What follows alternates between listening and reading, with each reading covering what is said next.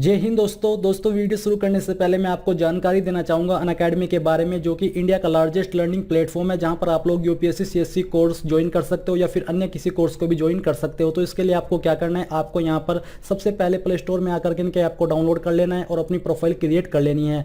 साथ ही आपको यहाँ पर मुझे भी फॉलो कर लेना है। और मैं आपको बता दूँ कि आप लोग यहाँ पर टॉप एडुकेटर के माध्यम से अपनी पढ़ाई कर सकते हो। और अगर आप यहाँ पर यूपीएससी सीएससी का सब्सक्रिप्शन या अन्य किसी कोर्स का सब्सक्रिप्शन लेना चाहते हो तो आप लोग यहाँ पर मंथ और 6 मंथ और ईयर वाइज अपना प्राइस चेक कर सकते हो और इसमें आपको क्या क्या मिलेगा वो भी आप लोग यहाँ पर चेक कर सकते हो। और अगर आप रियली में ये कोर्स लेना चाहते हो तो आप यहाँ पर मेरे कोड का इस्तेमाल कर लीजिए, जिसके माध्यम से आपको 10% की छूट मिल जाएगी। तो अगर आप सच में इंटरेस्टेड हो तो आप लोग यहाँ पर इस कोर्स को आज ही खरीद लीजिए। दोस्तों इस वीडियो में आपको बताने वाला हूँ सेंट्रल बैंक ऑफ इंडिया सीधी भर्ती 2020 के ऑफलाइन फॉर्म के बारे में कि कैसे आपको अटेंडर या सब स्टाफ का फॉर्म फिलअप करना है। तो आप इस वीडियो को देखते रहिए, मैं आपको इसके बारे में पूरी जानकारी देने वाला हूं, जिससे कि आप इस फॉर्म को बिना किसी मिस्टेक के भर पाओगे।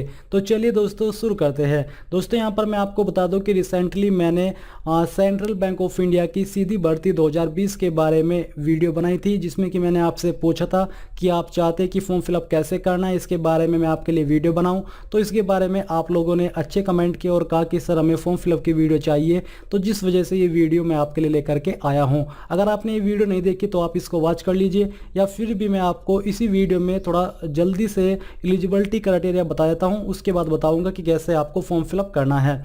तो आप यहां पर देख लीजिए कि आप लोग इसमें 5 जुलाई 2020 तक अप्लाई कर सकते हो। इसी के साथ आपकी यहाँ पर जो पोस्ट निकाली है ये आपकी अटेंडर या सब स्टाफ की है, जिसमें कि आपकी एज लिमिट 18 से 35 साल के बीच रखी है। और आवेदन करने के लिए आपसे सिर्फ 10वीं पास की योग्यता 8वीं पास की योग्यता मांगी है, इसके अलावा कोई भी एक्सपीरियंस नहीं मांगा। साथ ही यहाँ पर देखोगे आप अदर एलिजिबिलिटी क्राइटेरिया के अंदर should be resident of the same state, यानी कि जिस स्टेट के लिए भर्ती निकाली है जो कि आपकी बिहार के लिए है, तो बिहार स्टेट के लोग ही इसमें आवेदन कर पाएंगे, क्योंकि इसमें उन्हीं कैंडिडेट को ज़्यादा प्रेफरेंस दी जाएगी। बेसिकली अगर आप अन्य स्टेट से हो और आप आवेदन करना चाहते हो तो आप आवेदन फिर भी कर सकते हो, क्योंकि इसमें बेसिकली आपसे कोई भी एप्लीकेशन फीस किसी भी कैटेगरी से नहीं मांगी है। तो आप फिर भी आवेदन कर लीजिए अगर आप करना चाहते हैं, बट इसमें प्रेफरेंस पहली बिहार के कैंडिडेट को दी जाएगी या जो सेम डिस्ट्रिक्ट से कैंडिडेट बिलोंग करते हैं उनको दी जाएगी। अब यहाँ पर आप देख लीजिए इसके अन्य जानकारी के बारे में। तो ये आपकी भर्ती कॉन्ट्रैक्ट बेस है, जिस पर आपको प्रति मंथ 8,000 रुपये दिए जाएंगे। लीव आपको साल के अंदर 15 दिन की छुट्टी मिल सकती है, जिसमें कि आप 2 छुट्टी 1 महीने के अंदर ले सकते हो। जो प्रोफाइल आपकी basically attender will perform the duties as sub staff under as per the direction, यानी कि जो आपको वहाँ पर स्टाफ के तौर पर काम दिया जाएगा वही काम आपको करना होगा। सिलेक्शन आपका सिर्फ इंटरव्यू के द्वारा किया जाएगा, इसमें आपका कोई एग्जाम भी नहीं होगा, आपका सिर्फ इंटरव्यू होगा। इसी प्रकार से आप लोग इसमें ऑफलाइन वे में आवेदन कर पाओगे और आपको आवेदन करने की अंतिम तिथि 5 जुलाई 2020 दी गई है। अब यहाँ पर आपको फॉर्म फिलअप कैसे करना है उसके बारे में जानकारी देखने को मिलेगी। ये आपका एड्रेस होने वाला है, जिस एड्रेस के ऊपर आपको ये फॉर्म सेंड करना है। तो बेसिकली इसमें जो आपकी नेटिव डिस्ट्रिक्ट है वो दरभंगा है। बेसिकली बिहार स्टेट के लोग पूरी स्टेट से आवेदन कर सकते हैं। अगर आप अन्य स्टेट से अपना लक आजमाना चाहते हो तो आप तब भी इसमें आवेदन कर सकते हो। There is no application fee prescribed, यानी कि किसी भी कैटेगरी कैंडिडेट को आवेदन करने के लिए कोई भी फीस देने की आवश्यकता भी नहीं है। अब चलिए दोस्तों नीचे आते हैं और आपके एप्लीकेशन फॉर्म की तरफ बढ़ते हैं। तो मैं आपको इस पीडीएफ का लिंक वीडियो के डिस्क्रिप्शन में देने वाला हूं, आपको ये पीडीएफ डाउनलोड कर लेना है। इसी में आपको ऊपर की जानकारी मिलेगी और इसी में आपको नीचे की तरफ आपका एनेक्सर 4 के अंदर एप्लीकेशन फॉर्म मिल जाएगा। तो आपको इसको प्रिंट करा लेना है और प्रिंट कराते वक्त आपको इसकी 4-5 फोटोकॉपी प्रिंट करानी है, ताकि अगर आप इस फॉर्म को भरें और भरते समय कहीं पर आपसे लिखित में कोई जानकारी गलत हो जाए तो आपको फॉर्म दोबारा इस्तेमाल नहीं करना है, आपको न्यू फॉर्म भरना है, क्योंकि जो कटिंग वाले फॉर्म होते हैं वो रिजेक्ट कर दिए जाते हैं। इसलिए आप कोई भी गलती फॉर्म को भरते समय ना करें। अब ये फॉर्म आपने प्रिंट करा लिया है, अब जो जानकारी मैं आपको बताऊंगा ये जानकारी आपको भरनी होगी। तो यहाँ पर दिया जा रहा है paste passport size photograph please sign across, यानी कि आपको यहाँ पर अपना कलर पासपोर्ट साइज फोटोग्राफ चिपकाना है और चिपकाने के बाद उसके ऊपर साइन कर देने हैं। यानी कि कुछ साइन आपका साइन का भाग यहाँ पर होना चाहिए और कुछ भाग आपका फोटो के ऊपर होना चाहिए। इसके साथ आप इस तरफ देखोगे to regional manager chairman LIC central bank of India, और बाकी 3 कॉलम आपको दिए जा रहे हैं। तो इसके अंदर आपको क्या क्या भरना है वो आप यहाँ पर देख लीजिए। आपको यहाँ पर इसके बाकी जो आप देख पा रहे हो ये एड्रेस इन 3 लाइन के अंदर भर देना है, जो कि आप लोग यहाँ पर अभी से रीजनल ऑफिस दरभंगा नियर नाका नंबर 6 PO दरभंगा बिहार, ये आपको पूरा एड्रेस भरना होगा इन 3 लाइन के अंदर जो यहाँ पर दी जा रही है। फिर आता है with reference to your advertisement on bank's website dated. यहाँ पर आपको क्या भरना है मैं आपको बता दूँ कि आप यहाँ पर ऑफिशियल वेबसाइट के ऊपर देख सकते हो। तो जो इस भर्ती का अनाउंसमेंट किया गया है तो इसका रेफरेंस दिया जा रहा है आपको यहाँ पर 5 जुलाई 2020, जो कि इसकी डेट इन्होंने बताई है। तो आपको यहाँ पर सेम डेट भरनी होगी, क्योंकि यहाँ पर दिया जा रहा है with reference to your advertisement on bank website dated. तो 5 जुलाई 2020 की डेट वहाँ पर दी जा रही है, आपको वो डेट यहाँ पर यानी कि 5 जुलाई 2020 भरनी है। फिर I submit my application for the post of, जो कि है आपकी अटेंडर या सब स्टाफ। आपको सेम तरीके से यहाँ पर जैसे यहाँ पर दिया जा रहा है ये लिख देना है और बड़े अक्षरों के अंदर ही अंग्रेजी के लिखना है। लिखने के बाद यहाँ पर ये जानकारी आपकी पूरी हो चुकी है। फिर आता है नेम, आपको यहाँ पर अपना पूरा नाम अंग्रेजी के बड़े अक्षरों के अंदर लिखना है। फिर है एड्रेस फॉर कोरस्पोंडेंस, यानी कि आपका प्रेजेंट एड्रेस क्या है, तो आपको यहाँ पर अपना प्रेजेंट एड्रेस लिख देना है और ये आपको अपने आधार कार्ड या जो भी आपकी ID है उसके अनुसार लिखना है। फिर है यहाँ पर आपका इफ पर्सन विद डिसेबिलिटी, यानी कि अगर कैंडिडेट विकलांग है तो आपको यहाँ पर यस करना है, नहीं तो आपको नो कर देना है। टाइप ऑफ डिसेबिलिटी, अगर आप यस करोगे तो आपकी डिसेबिलिटी किस प्रकार की है वो यहाँ पर आपको लिखनी होगी। परसेंटेज ऑफ डिसेबिलिटी, अगर आप यस करते हो तो आपको यहाँ पर ये भी लिखना हो कि आपकी जो डिसेबिलिटी है विकलांगता है वो कितनी परसेंटेज है। इसके बाद आप देखोगे 4th point date of birth age पर स्कूल लिविंग सर्टिफिकेट, यानी कि जो आपका स्कूल लिविंग सर्टिफिकेट जिसको आप TC बोलते हो या फिर आपकी जो 8वीं की मार्कशीट है उसमें आपकी डेट ऑफ बर्थ क्या है वो डेट ऑफ बर्थ आपको यहाँ पर भरनी है। एज लिमिट आपकी 18 से 35 साल के बीच ही होनी चाहिए, बट यहाँ पर आपको डेट ऑफ बर्थ अपनी जो भी आपकी 8वीं पास की मार्कशीट है या रिजल्ट है उसके अनुसार भरनी है।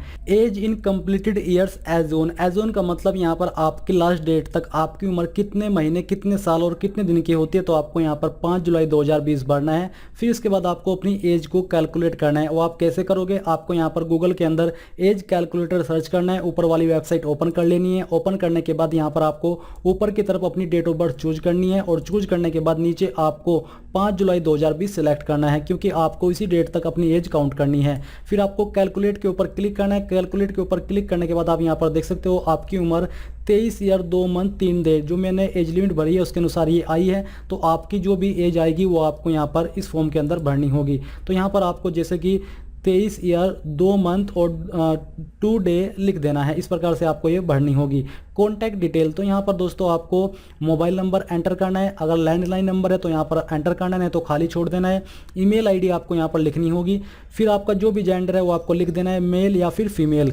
नेशनलिटी के सामने आपको INDIAN लिखना होगा और जेंडर में आपको MALE या फिर FEMALE। अगर गर्ल हो तो मेल और अगर गर्ल हो तो फीमेल, अगर बॉय हो तो मेल।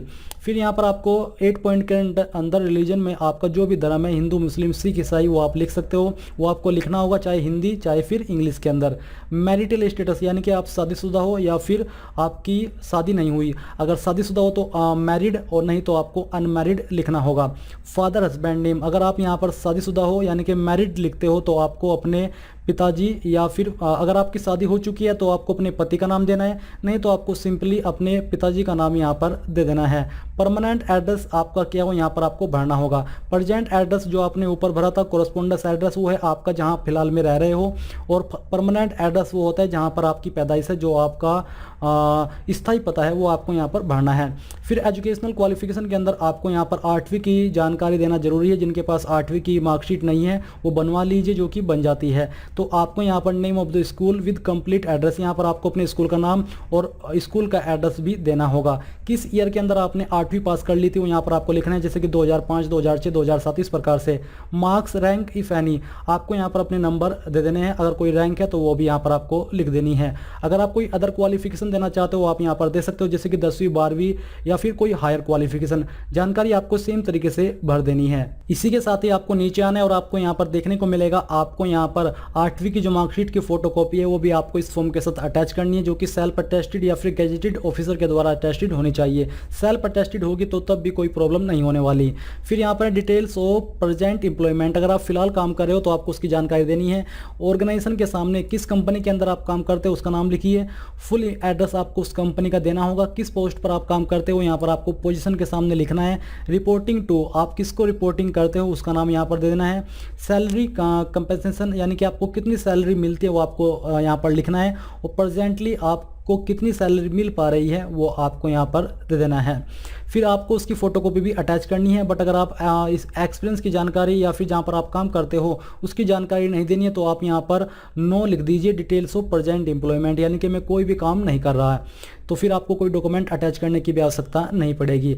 फिर name and address of 2 references, यहाँ पर आपको अपने 2 जानने वालों का नाम एड्रेस देना होगा, चाहे वो आपका दोस्त हो या फिर आपके परिवार में हो, तो आपको उसका नाम लिखना है और एड्रेस लिख देना है। और फिर इसके बाद आपको डिक्लेरेशन में नीचे आना है। यहाँ पर आपको जो डेटेड है 5 जुलाई 2020 डाल देनी है। सिग्नेचर आपको यहाँ पर अपने कर देने हैं। इसके बाद पैलेस, यानी कि कहाँ से आपने इस फॉर्म को भरा है वो यहाँ पर पैलेस के सामने लिखना है। डेट, आपने किस डेट में इस फॉर्म को भरा है वो यहाँ पर लिखना है। इनक्लोजर्स में आपको यहाँ पर अपनी 8वीं की मार्कशीट, यहाँ पर आपको फर्स्ट पॉइंट में 8 लिखना है। इनक्लोजर का मतलब होता है कि कौन कौन से डॉक्यूमेंट आपने अटैच किए हैं। तो यहाँ पर आपने 8वीं की मार्कशीट अटैच की है तो आपको वो लिखना है। अगर आप एक्सपीरियंस सर्टिफिकेट भी दे रहे हो तो आपको वो भी लिखना है। और अगर आप जो आपका अन्य जानकारी या आपने कोई हायर क्वालिफिकेशन दी है 8वीं के अलावा तो वो भी आपको 3rd पॉइंट में के अंदर मेंशन करके उसका डॉक्यूमेंट अटैच कर देना है। तो ये आपका फॉर्म कंप्लीटली फिलअप हो चुका है। अब आपको क्या करना है और इसको कैसे भेजना है वो आप यहाँ पर देख लीजिए। तो यहीं पर आपको बताया जा रहा है कि आपको जो लिफाफा लेना है उस लिफाफे के ऊपर आपको लिखना है subscribing application for the post of attender at RSCTI। ये आपको इतनी जानकारी उस लिफाफे के ऊपर लिखनी होगी जितनी कि अभी यहाँ पर बोल्ड हो पा रही है।